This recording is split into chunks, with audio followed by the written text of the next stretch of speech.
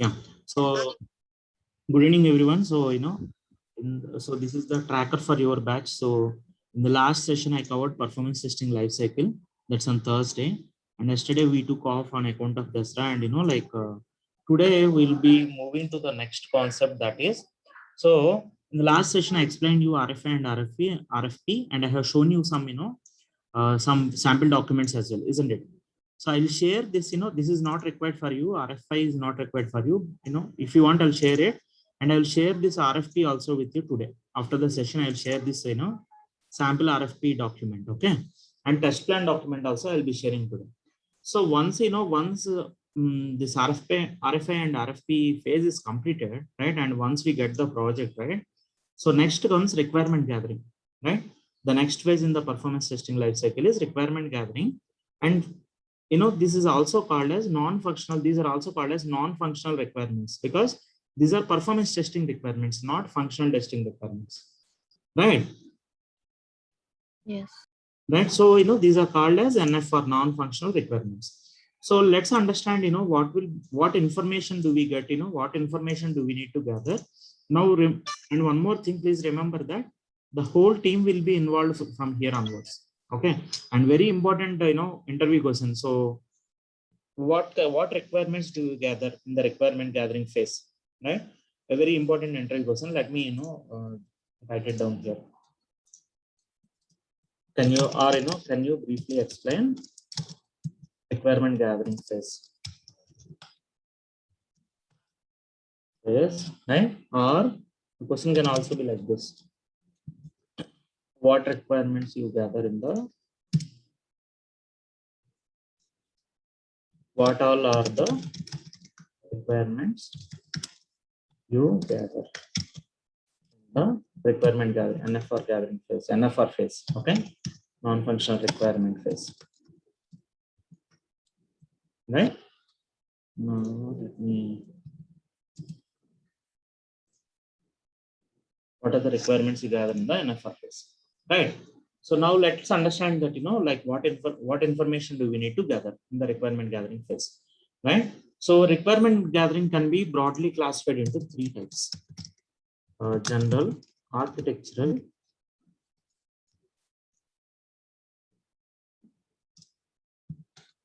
and business requirements. Right? Requirements can be broadly classified into three categories, like general, architectural, and business. So let's understand each of them. Right? Now, the first and foremost requirement gathering is what is the current project timeline to begin and to close the testing activities. Means when should we start the project and by which date or by which month we should complete the project. Right? So this is about the timelines of the project. And the next important requirement is what is the URL and credentials of the application, right? I'll come to this, the next, suppose if you are testing a web application, so what is the URL, and we can ask if they can provide any credentials of the application, test credentials of the, for that application. Otherwise, we can register, we can do user registration and we can create, some test credentials for ourselves. Okay. But in most of the cases, like you will require some, use some, like user should be able to see some particular data, right? So it's always better to get the access credentials, like test users from the client itself. Okay. You can register and you can create a user ID, but that user ID that user may not be having all the required data, right? Or required privileges, or required like functionality, right? So the next requirement that we collect is URL and credentials of the application, right? And is the application functionally stable and its functional testing is completed. This is another thing that we need to make sure that if the application is functional testing is completed for that application, we have to make sure that the functional testing is completed, right? So for the new joinees, for the sake of new joinees, what is functional testing? Can one of you explain this? I would like to, ask Muninder. Muninder, can you explain what is functional testing? It's the business flow, any business flow of the application or a scenario is working fine or not. Let us say, for example, the business team wanted, if the wrong username or wrong password, the user is not able to enter into the application. It's a small business. So this is a functionally tested by giving the wrong username, right password, right password, wrong username, like combinations. Right. So yeah. So thanks, Maninder. So let me let me explain one more time, please, quickly. And suppose, say for example, someone is testing Gmail application. Okay. Someone is testing Gmail application. So once we type gmail.com, we should get this page, right? Once we this is one of the functional requirements. Once we type gmail.com, it should be redirected to some URL, and we should see this login page, right? And here we need to enter our email ID or phone number. For example, this is my email ID, right? So either I can enter at gmail.com, right, or I can skip this also, right? So but this is my email ID. So suppose if I enter a valid email ID and click next, it should ask for the password, right? But if I enter some invalid email ID, for example, I enter some wrong email ID like this, right? What should happen, guys? Now your Gmail ID is not valid. It will show the error. Yeah. So if you click on next, right, it should display an error message like this, right? Enter a valid email or phone number. So this is functional testing, guys. So if you enter a valid email address, it should allow you to, it should take you to the next screen and ask for the password. Or else, if you enter an invalid email ID, like it should display an error message, isn't it? So now I will enter some valid email ID, poptest.kb, right, at gmail.com. So both should work, guys, So see, even if you enter at gmail.com, it should work, right? Or else if you don't enter at @gmail.com also, it should work.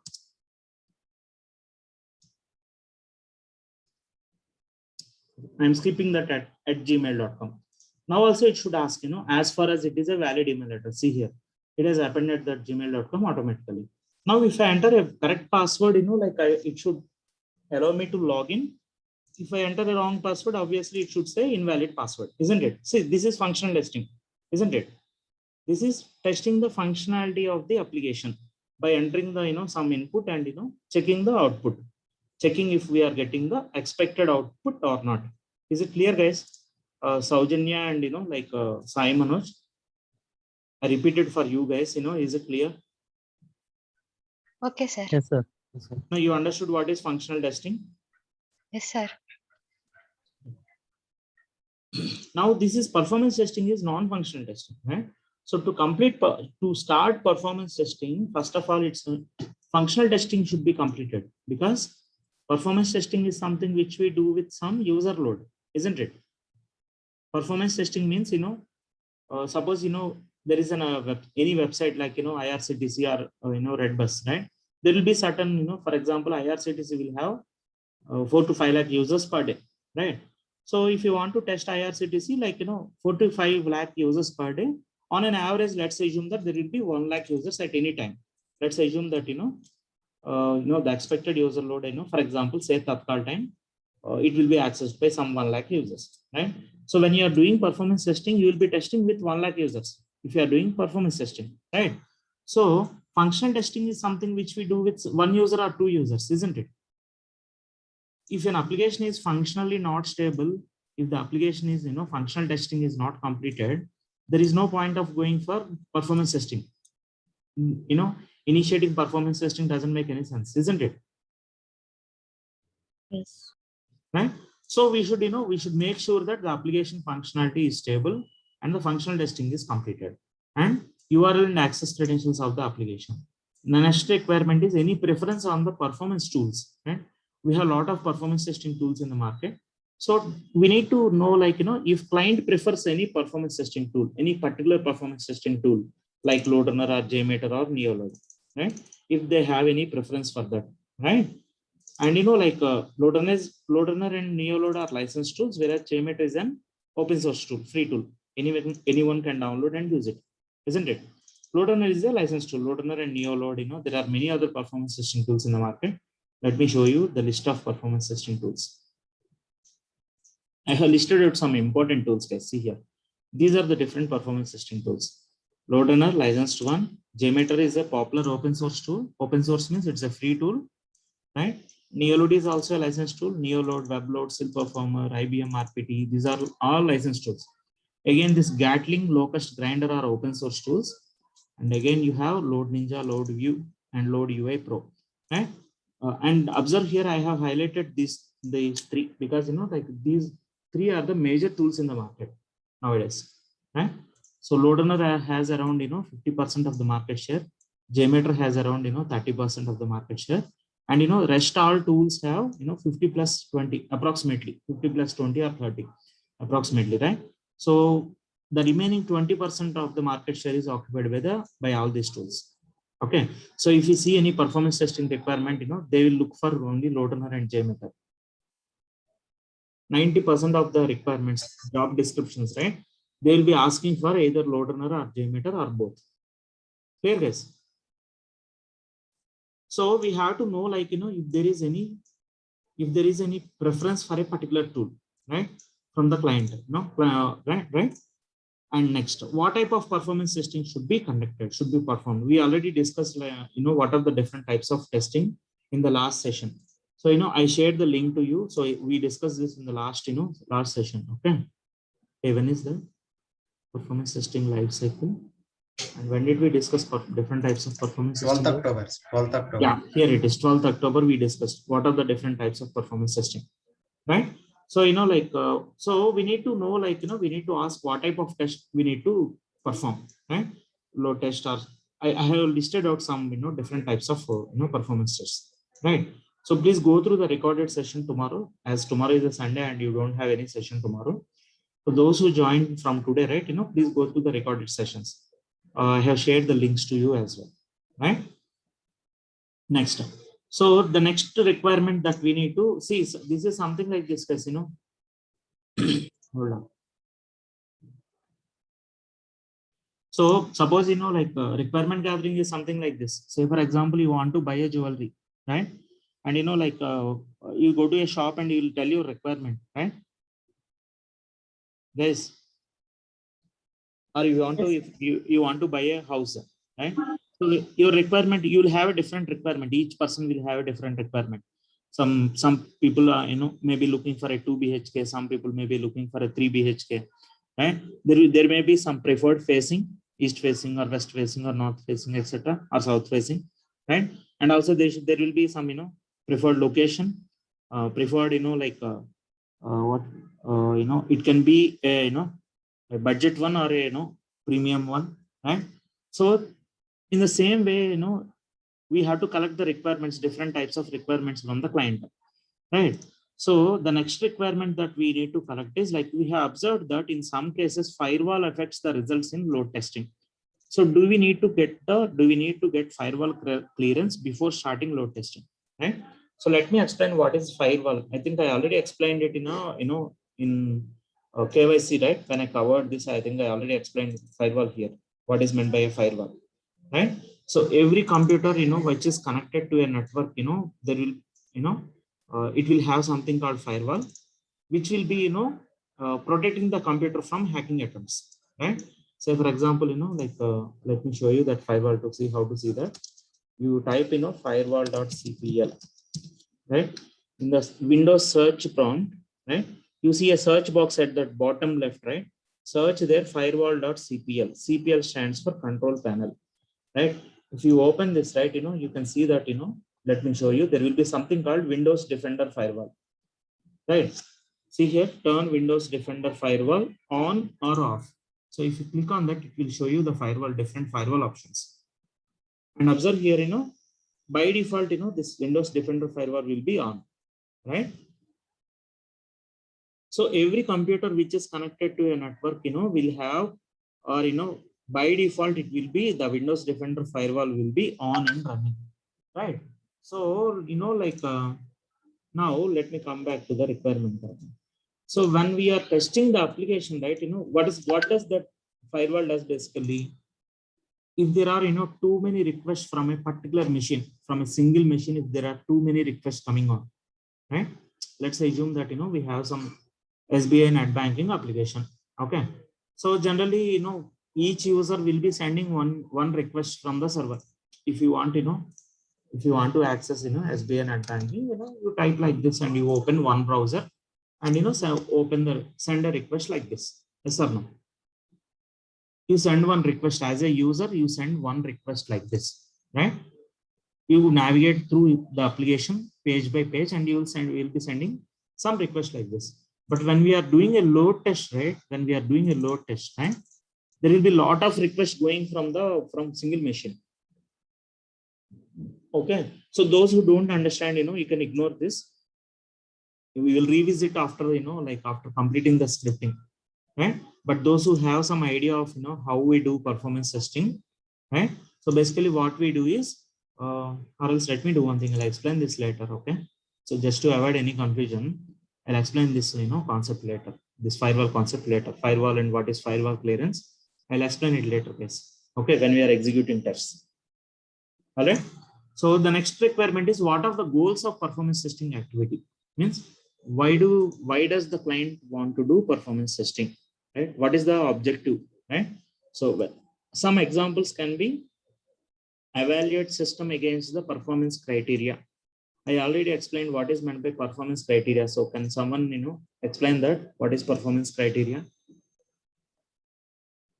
Did I give notes for that, guys?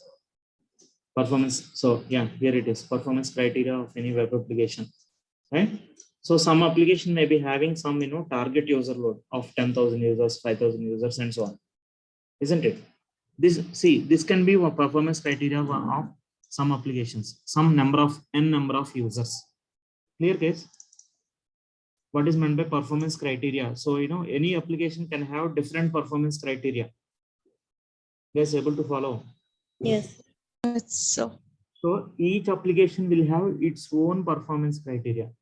Okay. Some, like 10,000 users or 1 lakh users or, 5 lakh users and so on. See, Facebook has 20 million users. Facebook application is used by 20 million users across the globe.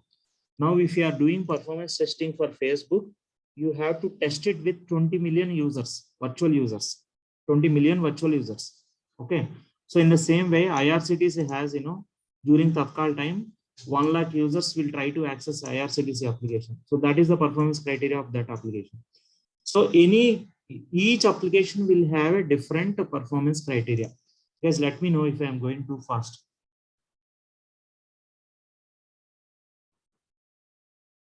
Clear, guys? Yes, sir. Are you okay with this pace? Yes, Yeah. sir. No? And Yeah, now we are okay with doing the flow. performance testing, right? Yeah, sorry. Yeah, we are okay with the flow, sir. Okay. Yeah. So, when doing performance testing, right, when we are collecting the requirements, so we have to collect, we have to ask the client, what is the goal of performance testing, right? What is the goal of, what is the objective? What is the reason they want to do performance testing, right? So this can be one of the reason. Okay. And discover what parts of the system perform poorly and under what conditions, right?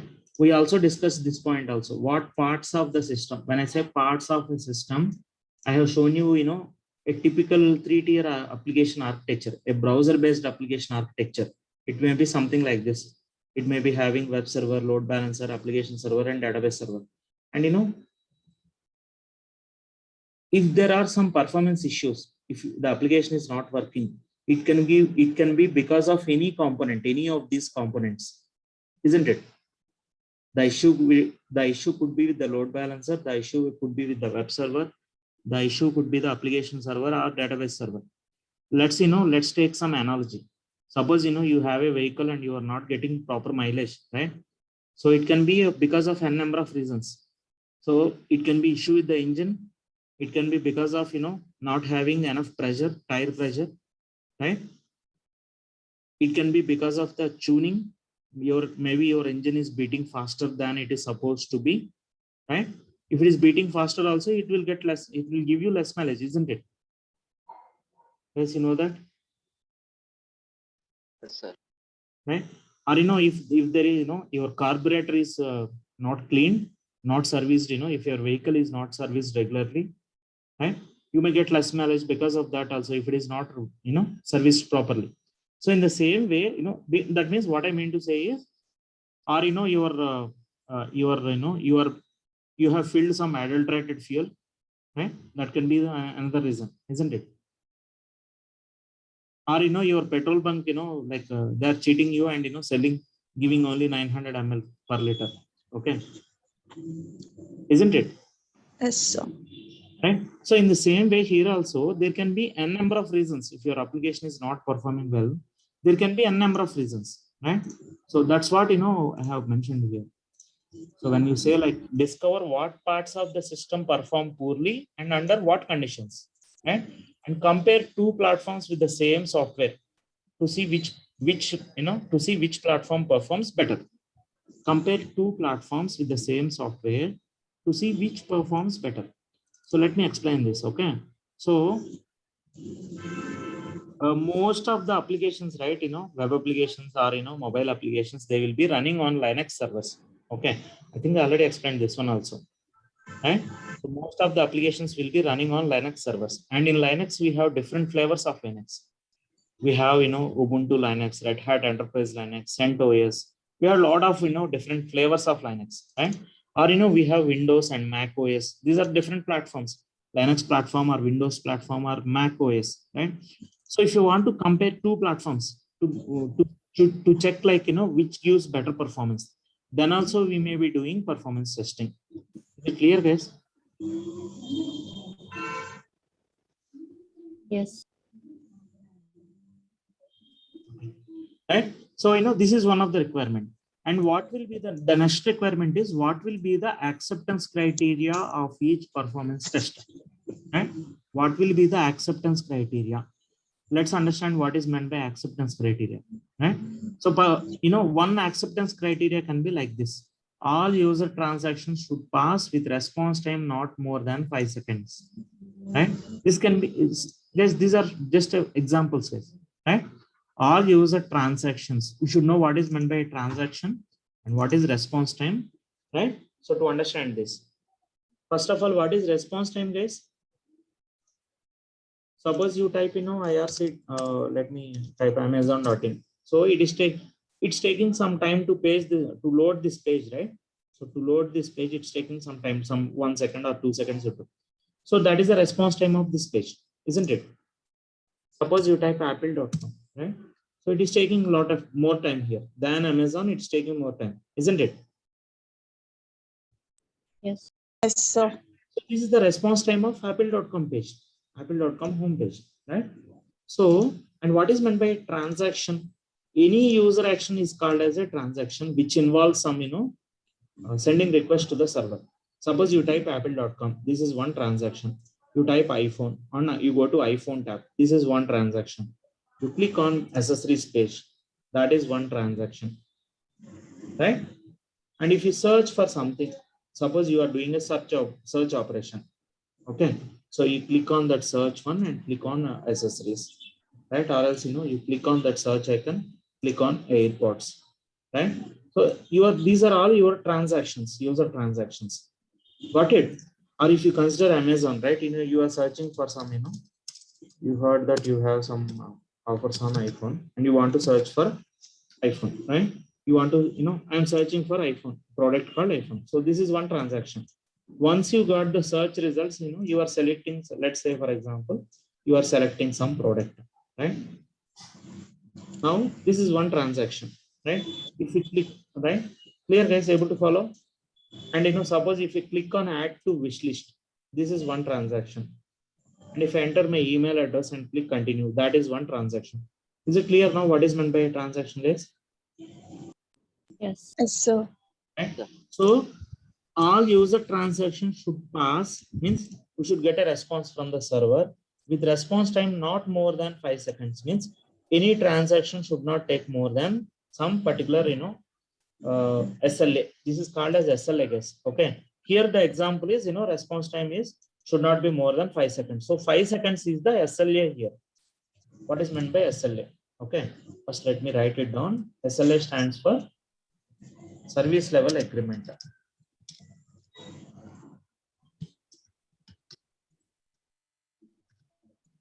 each application will have some SLA like this, right? Something like this. So Amazon, for example, let's take Amazon example. So Amazon, like management, they tell the development team that if some user types Amazon.in, the page should be loaded in 2 seconds. If a user search for some product, right?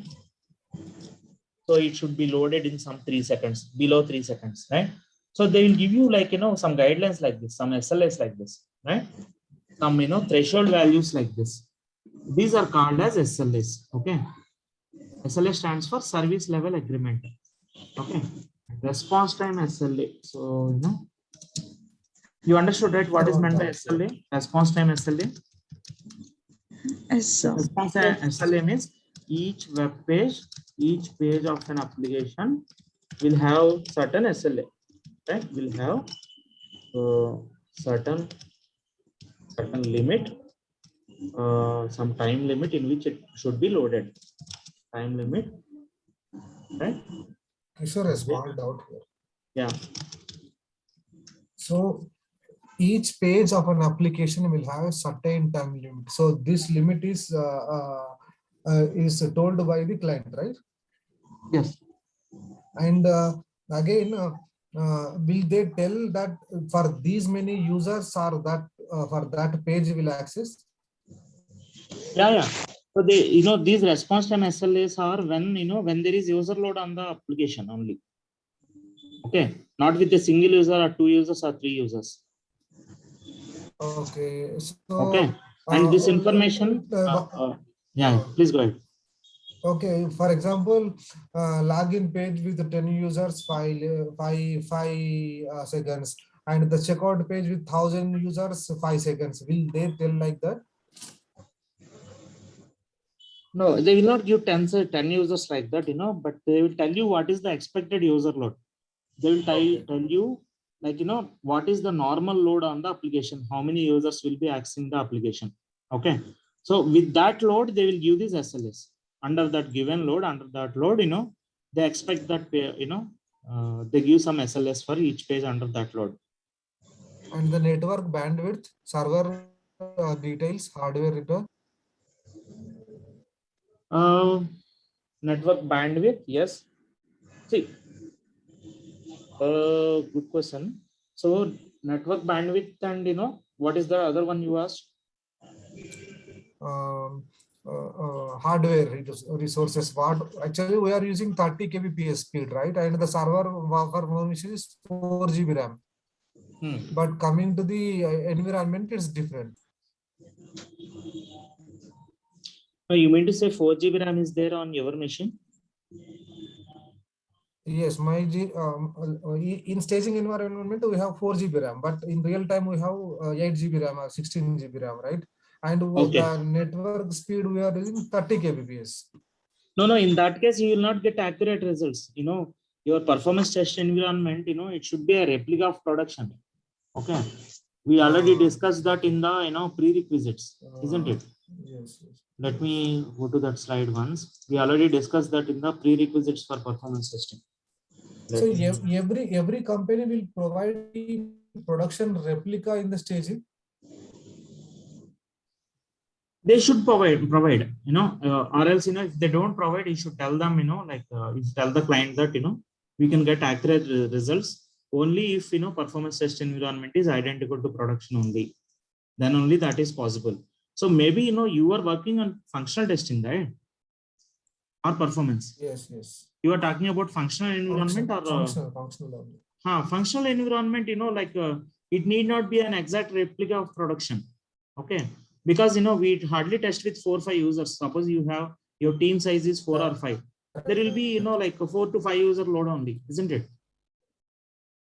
You will not be bothered about the response time and all, right?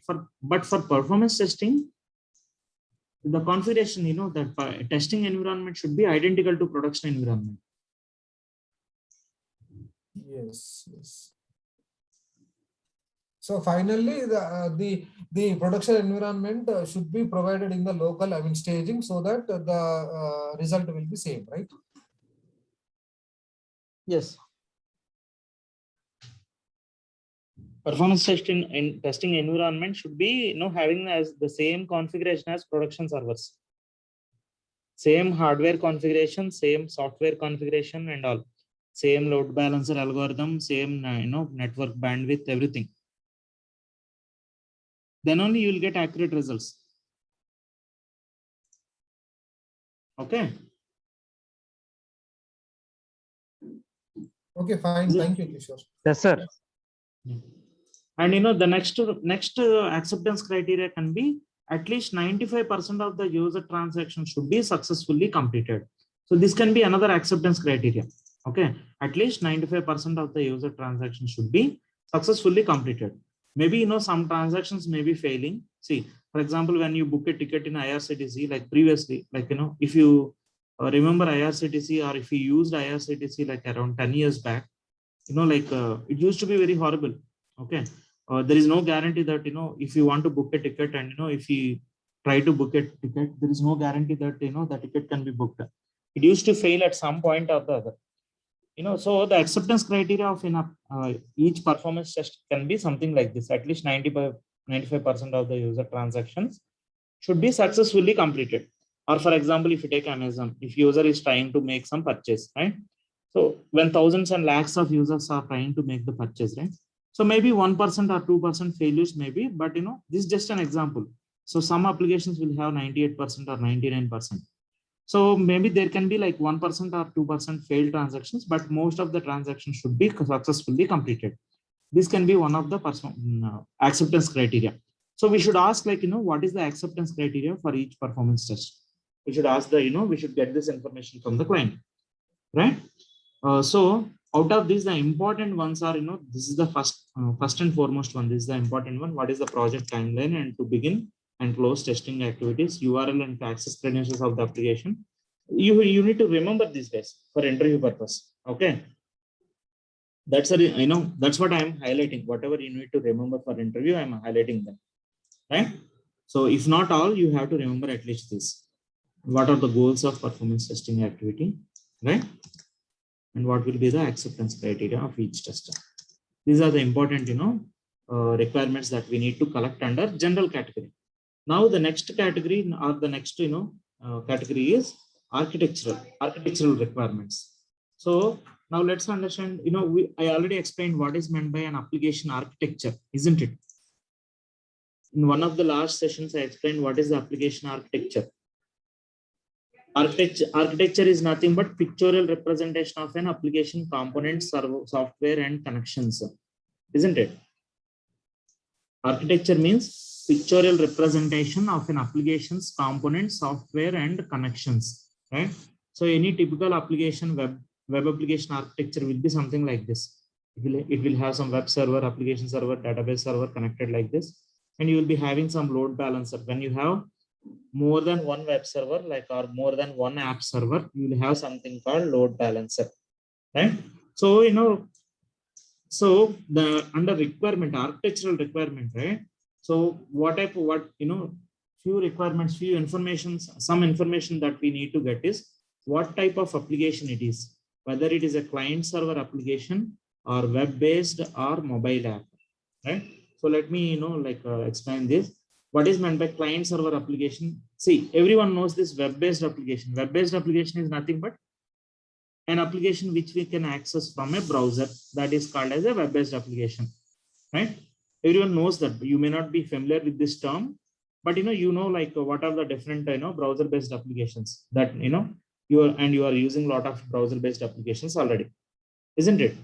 And mobile app, suppose we need to do some performance testing for a client, right? So we need to know whether it is a browser-based application or a mobile application or both, right? Some applications, for example, Redbus, you have Redbus, right? Redbus application. So that is available as a browser-based application, right? Everyone might have used this Redbus application, or else you have a Redbus app that on your mobile, installed on your mobile, right? So we need to know what is the type of application that we have to test, right? And let me explain what is this client server application, right? I already covered this client server application. Can anyone, does anyone remember that?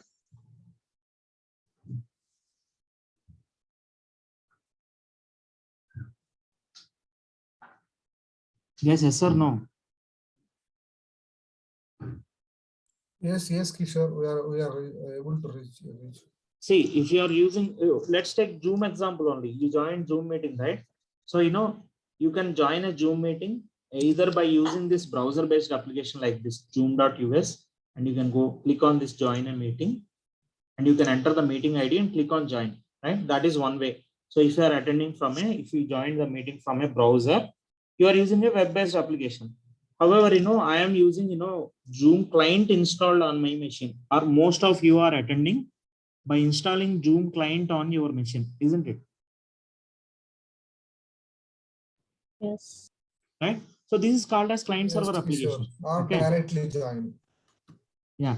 So this is a client server application, right? Or it is also called desktop application. So we need to know what kind of application we are testing. We have to test. Here, guys. And in which technology or platform the system is developed. System means the application, nothing but application. The application that we are testing. Okay.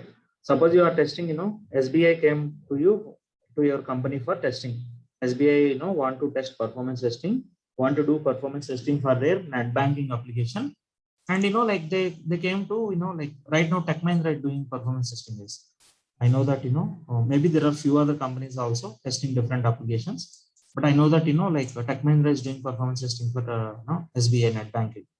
So now, you have to ask like in which technology the application is developed, whether it is developed in Java or .NET or PHP or, or SAP or any other technology. Okay.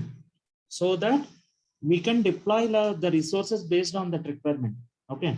Suppose, for example, I have experience on mostly on Java applications, but I didn't work on SAP application, for example.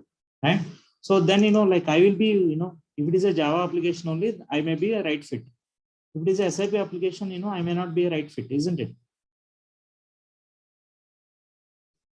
So to, to compile the team, right, to arrange the resources, right? So we need this information, which technology or platform the application is developed, so that, we can deploy the resources who have experience on that particular technology. Clear, guys? Yes. Right? Yeah. And which database is used for this application to test, right? Which database is used for this application? Or, like everyone knows, right, what is the purpose of this database, right? All your user data, all the application data will be stored in the some tables in the database, right? So we should also know, we should also collect the information from the client on which what is the underlying database. Okay, what is the underlying database?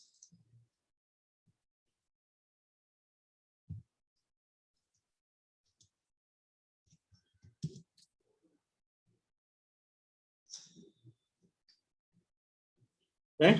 Next. So, there are different databases like Oracle, MySQL or SQL Server. This is Microsoft SQL Server. Okay. So, which database is used, we need to collect all this information in the architectural, under architectural requirements. Okay. Or else, if we ask the architecture diagram of the application, we'll get all this information. If we ask the client, can you provide the application architecture diagram? So we get all this information from that. Okay.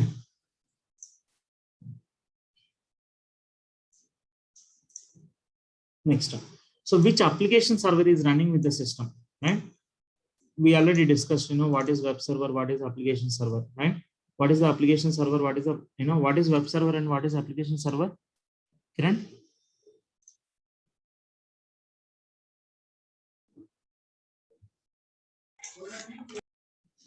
So in this diagram, I explained like when I explained this 3-tier architecture, I explained what does web server does and what does application server does. Logic and persistent layer. Now, can you give some example? Can you explain with me some? Can you explain me with some example?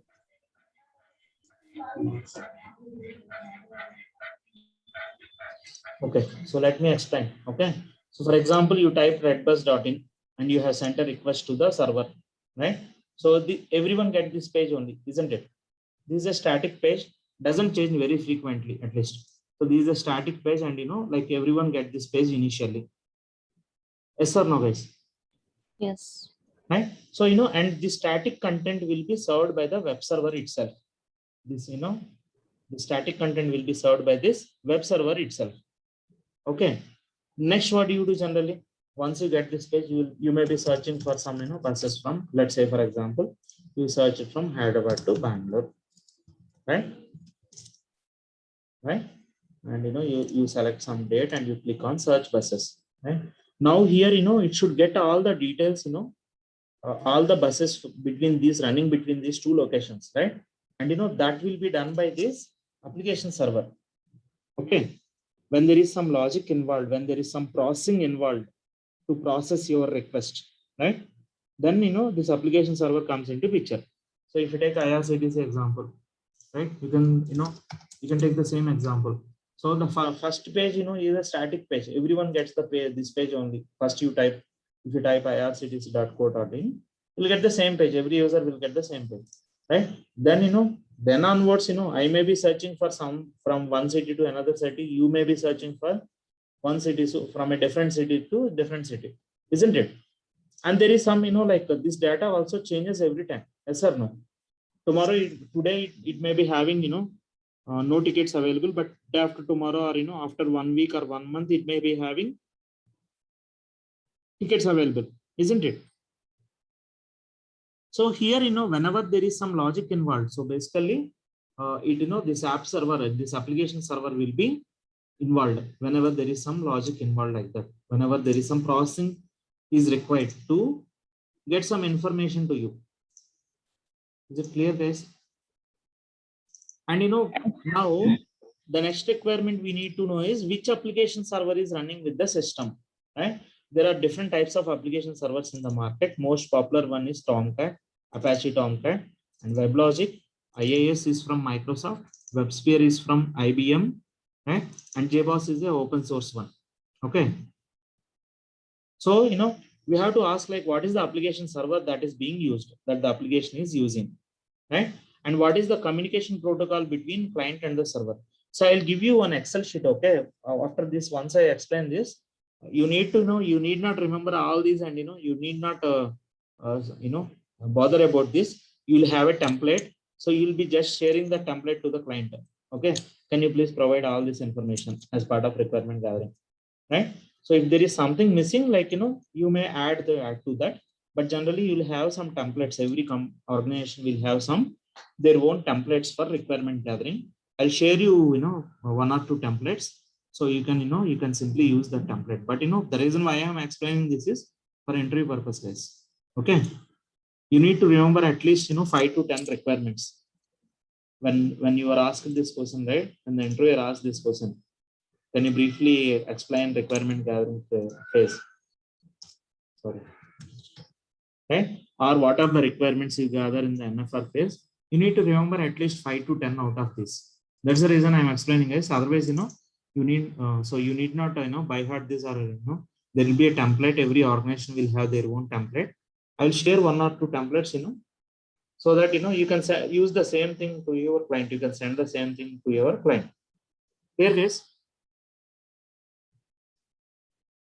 Yes. Yes, sir. Take a pause here. Hold on. Yeah. So let me repeat this for the recording purpose. So what is the communication protocol between client and server? This is one more important requirement that we need to collect. Right? Communication protocol means between client and server. When I say client and server, if you are using a browser-based application, what is the communication protocol between browser and server? If you are using some mobile app, right? So what is the protocol between that mobile app and server, right? So mobile app that you installed is the client here. You have, everyone should be using this Facebook app or, Redbus or, IRCTC apps, right? On your mobile. So that becomes your client here. You are using a client software and you are connecting to that server, particular server, right? And there will be some set of standards for communication. And that is called a set of standards for communication, is called as a protocol, right? Guys, is it clear, guys? Yes. Now, So, these are the different communication protocols: HTTP, HTTPS, TCP, and FTP, right? So, HTTP is a normal, HTTP stands for Hypertext Transfer Protocol. HTTPS stands for Secure Protocol, right? So, any application, like Amazon or Flipkart, these are all secured applications. Or IRCTC, Redbus, if you observe, right? These are all secured applications, HTTPS applications. How do we know that it is HTTPS application, guys? I already explained this in the previous sessions. We see this padlock symbol, URL isn't it? padlock. Yes. You see that padlock symbol. We call that as padlock symbol. So you see here, right? Right. This indicates that this is a secured application. Okay. So in the same way, if you take any application, again you see here a padlock symbol, or Amazon, right? See a padlock symbol here, right? So these are all secured applications. Got it? There, guys. Any banking applications will be secured applications only. So if you see the URL, right? Observe here, if you click on this address bar, right? See here, the URL will be having the protocol. This is the protocol, guys. HTTPS. Or if you take this one, Amazon, right? So the URL will be having the protocol at the beginning. Yeah, see here, HTTPS, isn't it? Yes, sir. So any other websites that you mostly use, right? This is also a secured one, enado.net. This is also a HTTPS application only, right? Okay, so we need to know what is the communication protocol between the client and the server, right? So, and any encryption is used for sending and receiving request and response. Let me explain what is this encryption. Okay, suppose you are using any net banking application, right? Suppose you are using, let's assume that you are using some net banking application like HDFC or ICICIbank.com, right? And this is HTTPS. First of all, you see here a padlock symbol. It's HTTPS. And one more thing is, suppose you enter, let me enter my user ID. Right? So once I click on continue, I'll enter the password here, right? So what happens here is, once you enter the password, right? Once you enter the password and click on login, right? What happens here is, your user ID and password will be sent to the server, this HDFC Bank server, in an encrypted format. Yes, they will not travel over the network like this, but they will be encrypted into, using some algorithm, they will be encrypted so that it's difficult to hack them. It's difficult to identify. It would be difficult to intercept the password for the hackers, right? So that is called as encryption. Here, guys, they will not go like this. They will not go in the plain text like this, numbers like this, but they will be they will travel. The user ID and passwords will be sent to the server, HDFC Bank server, in an encrypted format. Yes, there is some background noise from a couple of you, so I have muted everyone. If you have any queries, please unmute. Okay, please unmute, and if you can ask. Right? You understood, right? What is encryption and where it is used? Yes. Yes, sir. Yeah. So, and we should ask, if there is any encryption used for sending and receiving request and response, right? Everyone knows what is request and response, isn't it? Request is something which we send from the browser to server. Okay. Suppose I type, facebook.com. This is one request. I have sent a request for this facebook.com page, and I got this response. So this is the nothing but response from the server. You got it, right? What is request and response, everyone, including new joinees? Yes, are you with us? Are you left? Do we have Saujanya and Sai Manoj? Yes. Sai Manoj, are you there? Where is Sai Manoj? I think he disconnected. Okay. All right. So you understood, right? What is request and what is response? Suppose you type the URL facebook.com in the browser. You are sending a request to the server, Facebook server, and you get some response from the Facebook server. This is nothing but response. We call this as HTTP response, and this is HTTP request. Clear guys?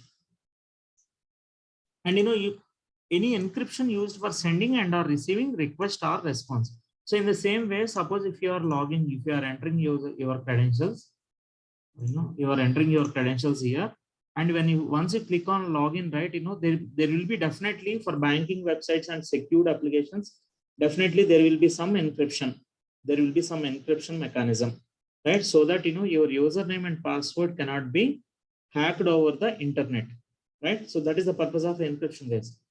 Right. So we have to ask if there is any encryption used for sending and receiving request or response. And any CAPTCHA used in any of the in-scope business workflows. Any CAPTCHA, first let me explain. I hope most of you know what is CAPTCHA, right? So this is an image CAPTCHA. See here, this is an image CAPTCHA, right? So once you not only username and password, if you want to authenticate with the application, if you want to log into SBI Net Banking, you along with user, you have to enter your username and password, and also you should enter the CAPTCHA. Whatever is being displayed here, you should enter that CAPTCHA value here, and this CAPTCHA value changes every time, isn't it? Yes. Right? And there are different types of CAPTCHA. Here we have an image CAPTCHA, right?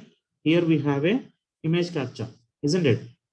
Means you have to, this is an image actually. So, you have to read that image, letters in that image, and you have to enter that over here. Then only you'll be able to log in, right? But, like in performance testing, if there are any CAPTCHAs used, right, we cannot handle that with the scripts. So we need to get it disabled or removed or make it static.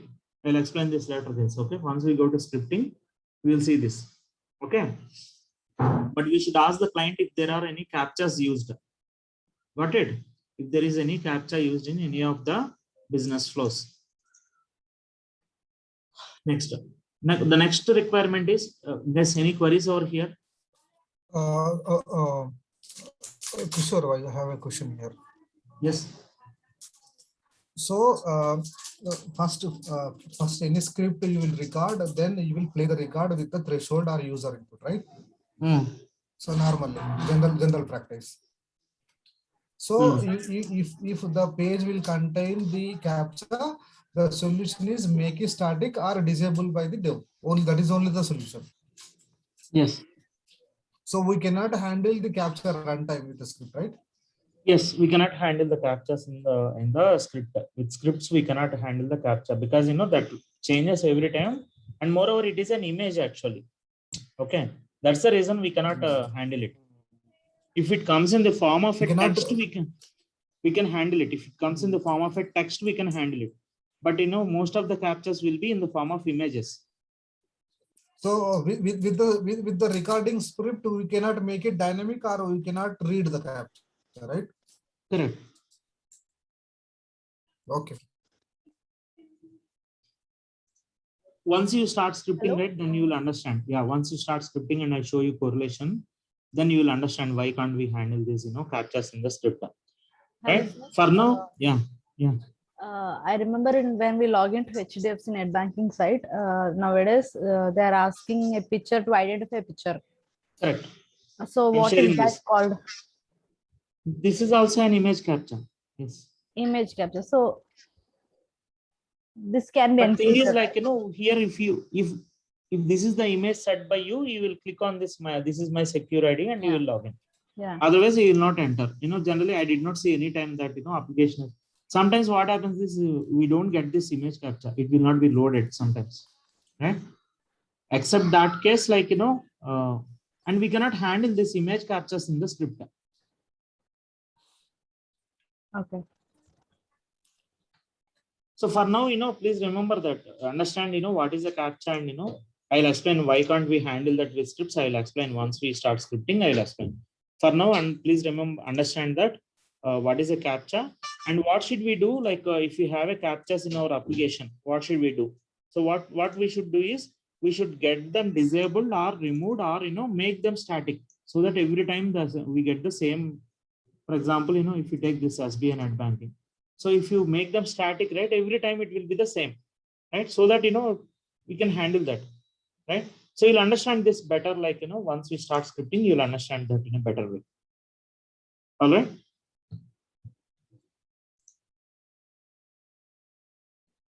Right. And guys, any other queries, guys, in this slide deck? No, sir. Shall we move to the next slide? So the next one is, what does the target system look like? Okay, what are the LAN and WAN details? LAN stands for local area network, WAN stands for wide area network. What are the terminal servers, bandwidth link? What is the load balancing technique? At what time batch transactions will be going on? So we'll discuss all these one by one later on. Okay, what is disaster recovery mechanism, DR mechanism? So we'll discuss this. Once we at some other point of time we will discuss this. Even though I explain, it will be some Greek and Latin to someone from non-computer background or even from non-computer background guys also, right? It may be like something difficult to assimilate at this point, right? So we'll discuss this later on. And are there any known issues in the application? This is simple to understand. Let me explain this. We'll ask the client if there are any known issues, if they already identified some issues in the application, right? So that we can focus more on that. Like, some known issues means like if there are any memory leaks, or if application is taking more CPU and more memory, utilizing higher CPU and memory, right? Unexpected growth in daily visitors, or more response time, which leads to timeout error. Sometimes the page keeps on loading, and after some time it will throw a timeout error, right? So if there are any issues already identified, we can ask them. We can ask the client if they have already identified any of the performance issues. If there are any issues that they have already identified with the application, yes.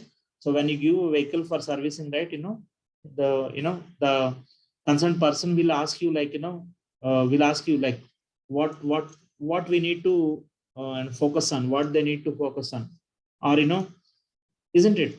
He will ask you before checking himself. He will ask you any issues, any what we call that, any problem with the vehicle, isn't it? Did you identify any problem with the vehicle? Whether if lights are not working, headlights are not working, or something. If your vehicle is not giving good mileage, right? So in the same way, we'll ask the client, if there are any issues already identified. Clear, guys?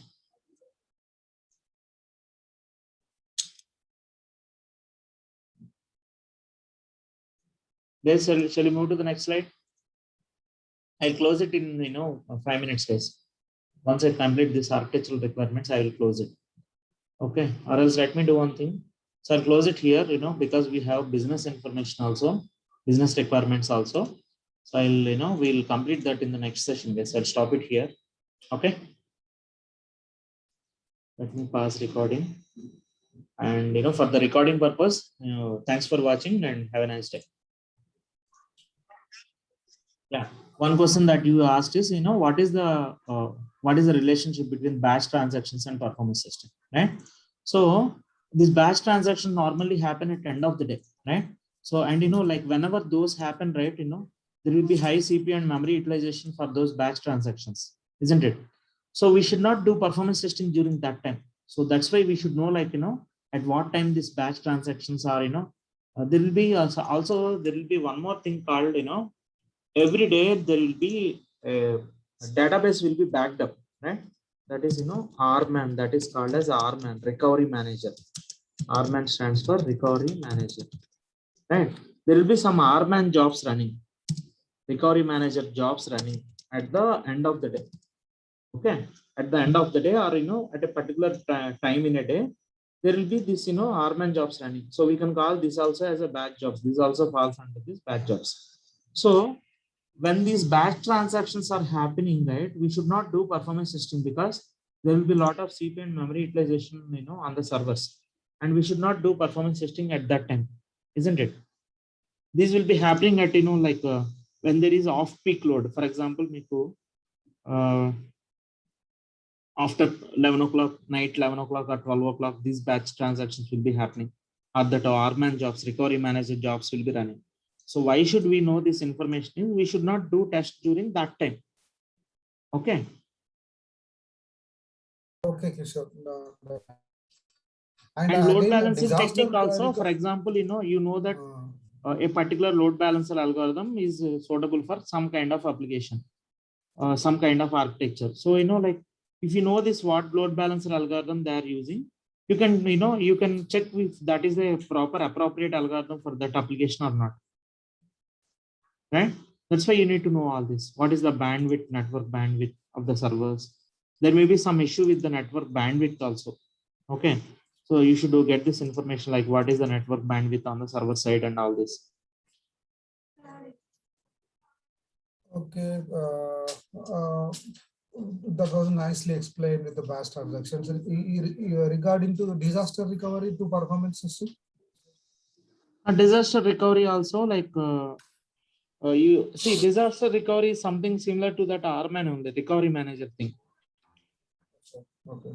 So means as you said that the batch transaction will happen every day at particular time. So we cannot do the performance testing at that time, right? Yes. Okay. Whenever so this how, DR jobs also will be running, this RMAN jobs running, then also we should not do those. We should not do any performance testing on the application. So then load balancing techniques to performance testing then? Load balancing technique, we already discussed here, like, when we have more than one server, there will be some load balancer algorithm. So some load balancer algorithms may be appropriate in some cases, right? So we should, this is basically the basic information of the application, the architecture of the application. We should know the architecture of the application, how the application, different components interact with each other and all. To know that, we collect all this information, network bandwidth, that load balancing techniques and all. What load balancing technique is being used in the application. You got it? We need to get that information, what is the load balancing technique that is being used. Yeah, that's fine. My question is, so what is the relation between these two our performance testing? Now you told batch transaction, right? So there is a time in that batch transaction will happen. So the CPU is not utilized more. So if you test it that time, it will not give you the accurate result. That's fine. Right. Right. So like other terms, load balancer or all this, how it is related to performance testing? Yeah. So sometimes what happens is, like if your load balancer is not configured properly, right? So, all this, and let's assume that some 10,000 users are accessing the application. So if your load balancer works properly, that user load should be distributed between all the 3 servers, isn't it? Correct. Right. But if your load balancer is not configured properly, or there is some issue, right? Then what happens? All the user load may be going to one server or 2 servers only, or the load may not be distributed equally. Then it will impact the performance of the application, right? It will impact the server utilization, and it will impact the response times and all, isn't it? Yes. So that's the reason we should know what is the load balancer algorithm that is being used. Okay. So there are different load balancer algorithms, like round robin algorithm, least recently used, and so on. I'll cover that later at some point of time. Okay.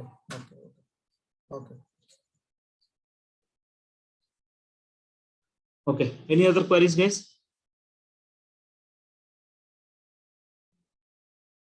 So let me pause recording.